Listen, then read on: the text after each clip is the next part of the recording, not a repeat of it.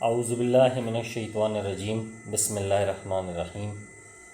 السلام علیکم ناظرین، آج ہم ایک نئی ویڈیو کے ساتھ حاضر ہیں اور آج کا جو ہمارا ٹاپک ہے وہ یہی ہے کہ کیا گلگت بلتستان کے عوام اپنی آزادانہ حکومت منتخب کر سکیں گے، یا پھر ایک بار پھر نتائج پر جو ہے وہ سوالات اٹھیں گے، کیونکہ آج گلگت بلتستان کی اسمبلی میں قانون ساز اسمبلی کے لیے انتخابات ہوئے اور 24 نشستیں ہیں وہاں پر۔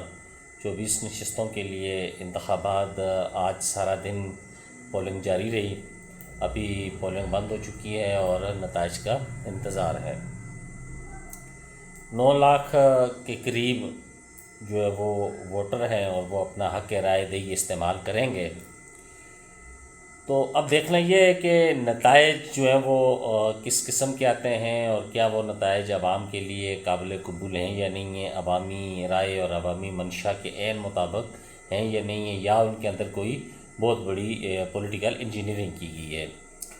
تو گلگت بلتستان کے انتخابات کی جو اہمیت ہے وہ بہت زیادہ جو ہے وہ میٹر کرتی ہے کہ گلگت بلتستان کی اہمیت اس لیے زیادہ ہے کہ چونکہ 2024 کے بعد پاکستان میں اس بڑے لیول پہ کوئی بھی جو ہے وہ انتخابات نہیں ہوئے ہیں۔ اب چونکہ 2024 کے بعد ملکی جو حالات ہیں اس میں کوئی بڑا ٹیسٹ کیس سامنے نہیں آیا ہے انتخابات کی صورت میں۔ چھوٹے موٹے انتخابات میں عمر ایوب صاحب کے الیکشن ہوا ہے ضمنی، یا اس طرح کے کوئی انتخابات تو ضرور ہوئے ہیں، لیکن کوئی بڑے الیکشنز یا بڑے انتخابات یہاں پر نہیں ہوئے ہیں۔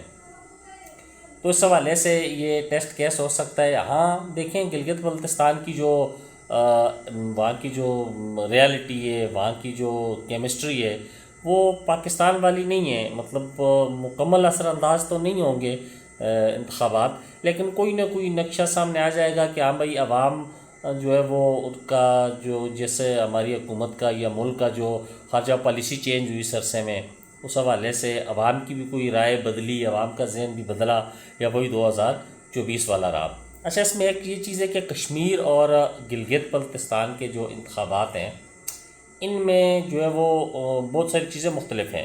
اب کشمیر اور گلگت بلتستان کا جو سیناریو ہے وہ بھی مختلف ہے۔ اب کشمیر کی عوام کی زیادہ خواہش، یا وہاں پہ جو جوائنٹ ایکشن کمیٹی کام کر رہی ہے، وہاں پہ جو ایک زیادہ فلو ہے وہ یہ ہے کہ وہ خود مختاری چاہ رہے ہیں، یا وہ اس طرح کی چیزیں کر رہے ہیں کہ وہ مطلب جو ظاہر جو آ رہا ہے، تاثر جو آ رہا ہے کہ وہ پاکستان سے مطلب اس طرح کا قریبی لنک نہیں ہونا چاہتے ہیں وہ، جبکہ گلگت بلتستان کی عوام کا اس طرح کا مسئلہ کوئی نہیں ہے۔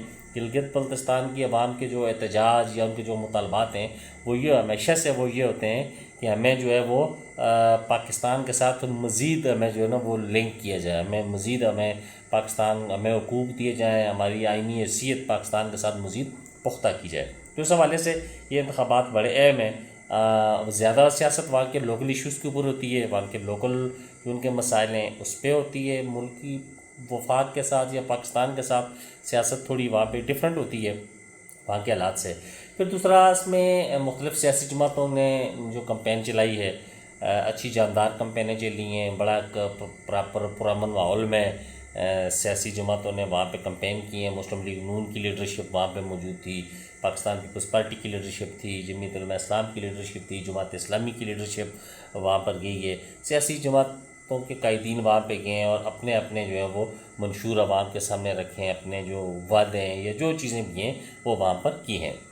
ہاں، ایک مسئلہ ضرور آیا اور یہ ایک بڑا اہم مسئلہ ہے کہ لیول پلینگ فیلڈ وہاں پہ نہیں ملی ہے، پی ٹی آئی کے لیے نہیں تھی، اور پی ٹی آئی کو کھل کر کمپین نہیں کرنے دی، اور اس کے نتیجے میں یہ ہوا کہ یہاں پر بہت بڑی تعداد میں آزاد امیدواران آئے ہیں اس کے اندر، کیونکہ P T I direct as a جماعت اس میں الیکشن نہیں لے سکتی ہے، تو اس لیے آزاد امیدواران بھی جو ہے وہ اس الیکشن میں کافی بڑی تعداد میں، جو کہ زیادہ تر پی ٹی آئی کے حمایت یافتہ بھی ہیں، اور اس کے علاوہ بھی آزاد امیدواران ہیں وہ بھی اس میں حصہ لے رہے ہیں۔ پھر سب سے بڑی چیز جو ہوگی وہ یہ ہوگی کہ انتخابی شفافیت کے اوپر سوالات اٹھیں گے یا نہیں اٹھیں گے۔ کیا انتخابات شفاف ہوں گے؟ کیا انتخابات کا نتیجہ عوامی امنگوں کے مطابق ہوگا؟ کیا جو بیلٹ باکس کے اندر جو عوام نے ووٹ ڈالے ہیں کیا نتائج انہی ووٹوں پر مشتمل ہوں گے یا اس کے اندر کوئی انجینئرنگ کی جائے گی؟ اب یہ ایک بڑا سوال ہے. اب دیکھتے ہیں، اب جیسے جیسے رزلٹ آئیں گے تو یہ کل تک کلیئر ہو جائے گا انشاءاللہ کہ وہاں پہ کیا نتائج آتے ہیں. بہرحال یہ بھی بڑا اثر ڈالے گا اس کے اوپر.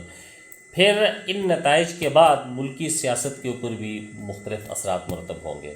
اب اگر نون لیگ جو ہے وہ کنٹینیو کرتی ہے، وہاں پہ الیکشن جیتتی ہے، وہ آگے جاتی ہے، تو یقینی بات ہے اس کا اثر بھی ملکی سیاست پر ہوگا. یا کہ پھر پی ٹی آئی کے امیدواران جیت جاتے ہیں تو یہ بھی یا پورے ملک کے لیے، پی ٹی آئی کے ورکرز کے لیے، پی ٹی آئی کے ووٹرز کے لیے یہ جو ایک بڑی امید کی کرن ہوگی. ٹھیک ہے جی. بہرحال جو چیز بھی ہو، اصل چیز یہ ہوتی ہے کہ فیصلہ عوام کو ہونا چاہیے. عوام جس کو ووٹ دے، میں اپنی پہلی ویڈیوز میں بھی کہہ چکا ہوں، کیونکہ یہ ایک جمہوری سسٹم ہے، اور جمہوری سسٹم کا حسن یہ ہوتا ہے کہ اس میں فیصلہ ہمیشہ عوام پر چھوڑا جاتا ہے. عوام جس کو ووٹ دے، فیصلہ عوام کو ہونا چاہیے، نہ کسی طاقتور حلقے کو ہونا چاہیے، نہ کوئی پولیٹیکل انجینئرنگ ہونی چاہیے. یہاں پہ ڈیموکریسی ہے، ڈیموکریسی عوام کی حکومت ہوتی ہے اور عوام کے ووٹوں سے حکومت ہوتی ہے. لہٰذا اس کو جمہوریت کو پنپنے دیا جائے، عوام کو فیصلے کا اختیار دیا جائے. عوام جس کو چاہے ووٹ دے، جس چاہے سیاسی جماعت کی حمایت کرے، رزلٹ وہی آنا چاہیے کہ جو کہ عوام نے ووٹ دیے ہیں. ہمارے ساتھ جڑے رہیے انشاءاللہ. روزانہ ہم نئی ویڈیو کے ساتھ آپ کے ساتھ حاضر ہوتے ہیں. اگر آپ چاہیں تو چینل کو سبسکرائب کر سکتے ہیں. اپنی دعا میں یاد رکھیے گا. بہت شکریہ. اللہ حافظ.